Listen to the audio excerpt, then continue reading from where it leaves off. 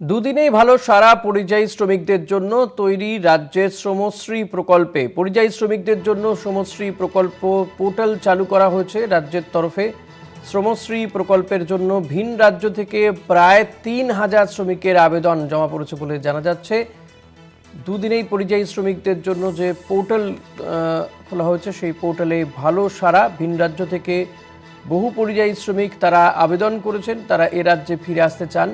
ভিন রাজ্যে একের পর এক পরিযায়ী শ্রমিকের উপরে যে অত্যাচারের ঘটনা সামনে এসেছে তার জেরেই কিন্তু মুখ্যমন্ত্রী মমতা বন্দ্যোপাধ্যায় তিনি পরিযায়ী শ্রমিকদেরকে রাজ্যে ফিরে আসার জন্য বলেন এবং তাদের উদ্দেশ্যেই কিন্তু এই শ্রমশ্রী প্রকল্প পোর্টাল চালু করা হয়, যেখানে পরিযায়ী শ্রমিকরা তারা ঠিক কোথায় রয়েছেন তাদের সমস্ত ডিটেল জানাতে পারবেন। ওই পোর্টালের মাধ্যমে তারা আবেদন করতে পারবেন তাদের কি অবস্থায় তারা রয়েছেন।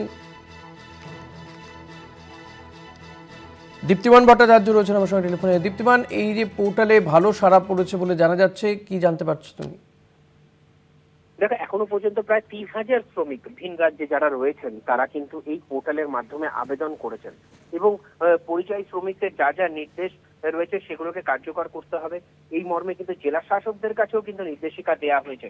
যে আবেদনগুলো জমা পড়েছে রাজ্য শ্রম দপ্তরে তার বিস্তারিত তথ্য জেলাগুলোকে দেওয়া হবে এবং যেই জেলাগুলো থেকে যেখান থেকে এই আবেদনগুলো এসেছে তারা যেই জেলায় বসবাস করেন সেই জেলার জেলা শাসকদের কিন্তু সেই মর্মে নির্দেশিকাও ইতিমধ্যে দেওয়া হয়েছে।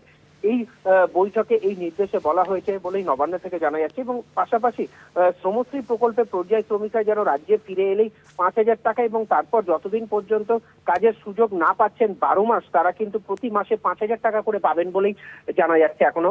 এবং এই বিষয়ে আরেকটা বিষয় বলা হয়েছে যে যত পরিযায়ী শ্রমিক রয়েছেন যারা যেভাবে এই আবেদনপত্রগুলোতে আবেদন করছেন তার ভেতরে যে ৩,০০০ আবেদন পড়ছে সেই ৩,০০০ গুলোকেই কিন্তু ইতিমধ্যে জেলা শাসকদের সঙ্গে কথা বলে সেই সব চিঠি কিন্তু সেই সব ফরম্যাট কিন্তু তৈরি করতে ইতিমধ্যে নির্দেশ দেওয়া হয়েছে প্রত্যেক জেলা শাসকদের। ধন্যবাদ দীপ্তিমান। কথা বলছিলাম বিশেষ প্রতিনিধি দীপ্তিমান ভট্টাচার্যের সঙ্গে।